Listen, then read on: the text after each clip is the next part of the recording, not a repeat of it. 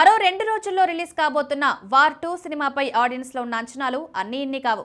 అసలు ఎప్పుడెప్పుడు ఈ సినిమా రిలీజ్ అవుతుందా అని ఒక్క తారక్ ఫ్యాన్స్ మాత్రమే కాదు, యావత్ టాలీవుడ్ సినీ ప్రియులు వేయి కళ్లతో ఎదురుచూస్తున్నారు. ఇప్పటికే సినిమా నుంచి రిలీజ్ అయిన టీజర్, ట్రైలర్లు గట్రా ఆడియన్స్ లో తిరుగులేని అంచనాలు క్రియేట్ చేస్తున్నాయి.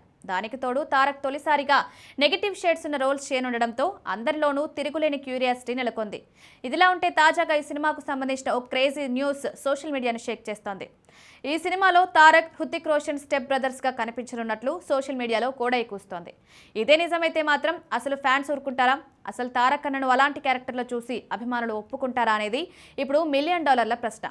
రియల్ లైఫ్లో ఇదే విషయంపై తారక్ ఎంతో బాధను అనుభవించాడు. అలాంటిది ఇప్పుడు స్క్రీన్పై కూడా అలాంటి రోల్ చేస్తున్నాడని తెలియడంతో అందరూ షాక్కు గురవుతున్నారు. ఫ్యాన్స్ అయితే ఇదే నిజమైతే బాలీవుడ్ నరికేస్తామని కామెంట్స్ చేస్తున్నారు. మరికొందరు మాత్రం అసలు ఇందులో ఎలాంటి నిజం లేదని, కేవలం ఒక అపోహ అని పలువురు నెటిజన్లు కామెంట్స్ చేస్తున్నారు. దీనిపై క్లారిటీ రావాలంటే మరో 2 రోజులు వేచి చూడాల్సిందే.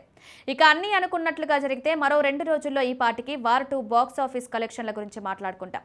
మల్టీ స్టారర్ సినిమా, అందులోనూ డబ్బింగ్ సినిమాని అయినా సరే కంటెంట్ కొత్తగా అనిపిస్తే మాత్రం తెలుగు రాష్ట్రాల్లో రికార్డులు తిరగరాయబడ్డం పక్కానే. ఇక మొన్న మధ్య రిలీజ్ అయిన ట్రైలర్ జనాలను మామూలుగా ఆకట్టుకోలేదు.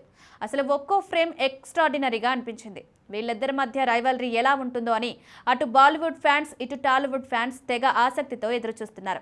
ఈ సినిమాకు అయాన్ ముఖర్జీ దర్శకత్వం వహించగా కియారా అద్వానీ హీరోయిన్ గా నటిస్తోంది.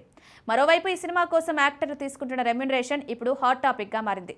ఈ సినిమా కోసం ఎన్టీఆర్ కంటే హృతిక్ రోషన్ ఎక్కువ రెమ్యునరేషన్ తీసుకుంటున్నారు అని ఇన్సైడ్ రిపోర్ట్స్ ప్రకారం ఎన్టీఆర్ ఈ సినిమాకు 60 కోట్లు తీసుకుంటే హృతిక్ కేవలం 48 కోట్లు తీసుకున్నాడట.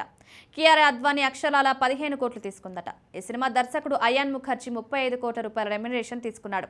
ఇలా కేవలం ఈ నలుగురు రెమ్యునరేషన్లే 150 కోట్లు దాటాయి.